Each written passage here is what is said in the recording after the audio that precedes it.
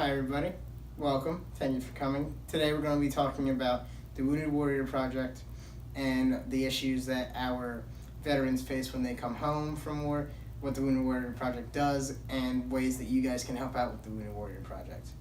Okay?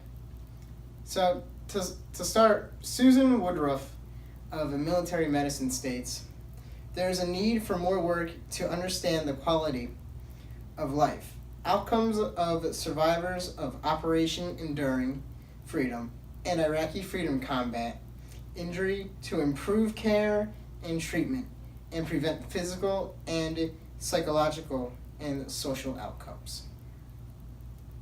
So this states that there needs to be more help for our veterans so they can receive the help and the resources that they need once they come home. So that plays into the issues that they face when they come home from service. They may come home from 1 year, they may come home from 4 years of service.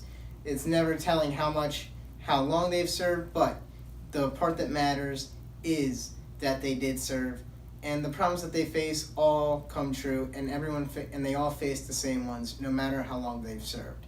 So one of the problems that they face when they come home is post-traumatic stress disorder. This is a disorder that causes them to have flashbacks and feel that they are still in the middle of war when they are not. They feel that they're still not safe, like the barking of a dog might remind them of a dangerous situation. They feel any kind of noise like a car crash might set them off, or just the strange look that they get from another person. It just may make them feel uncomfortable and stress them out, and does not allow them to relax. They can't focus, and it's just a psychological disorder that affects all of our veterans. Another problem that our veterans face is getting work when they come back. They have to readjust to civilian life and have to use the skills that they've acquired to become civilians once again, which is hard for them because they've trained their whole lives to just fight and protect for us, and all they've done, and that's all they've known and had to do. And so now they're coming into a workforce that has jobs, but they aren't suited for them, or they're not getting jobs because of this post-traumatic stress disorder that they are having. So to combat all of this, there is the Wounded Warrior Project.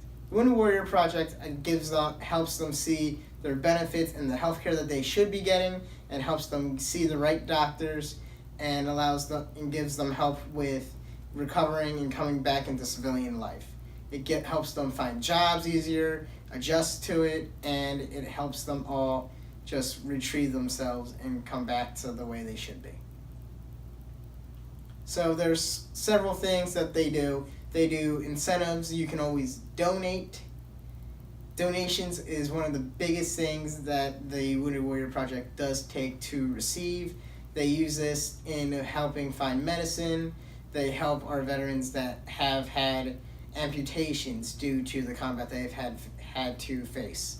They help them find ways to adjust, and there is always a fundraiser that the Wounded Warrior Project is doing to help fight the fight for our veterans and bring them back to civilian life.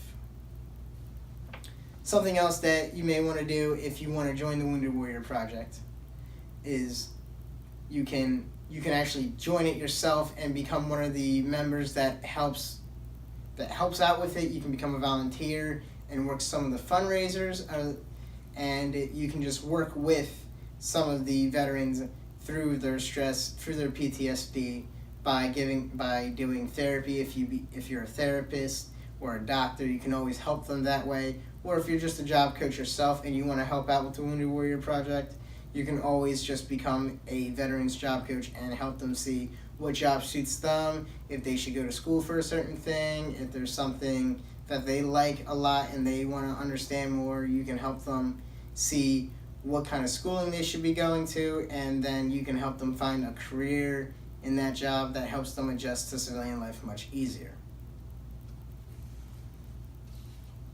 So, Wounded Warrior Project has helped many people before, and Jack Farley, he states that the Wounded Warrior Project looked at his disability benefits and questioned why they were so low.